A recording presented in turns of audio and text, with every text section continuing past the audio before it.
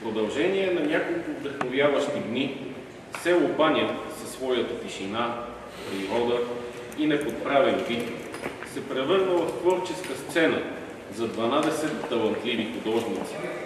Те не просто рисуваха, а вградиха пулса си в платната.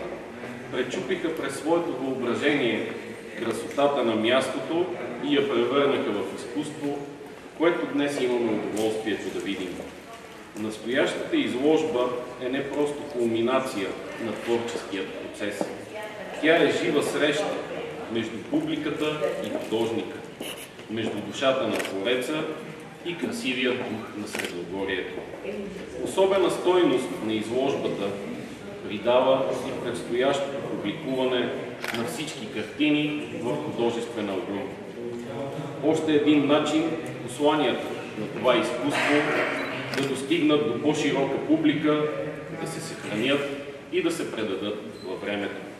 От името на община Панагюрище искам сърдечно да благодаря на всички участници в пленера за тяхната отдаденост, вдъхновение и усилия. Благодарим и на всички, които подкрепиха осъществяването на това събитие, защото културата се гради от всички нас със сърце и мисъл за бъдещето. Нека тази изложба бъде празник на творчеството, красотата и човешкия дух. Откриваме изложбата с пулсът на Твореца, с пожелание за творческо вдъхновение и нови срещи с изкуството. Благодаря ви за вниманието.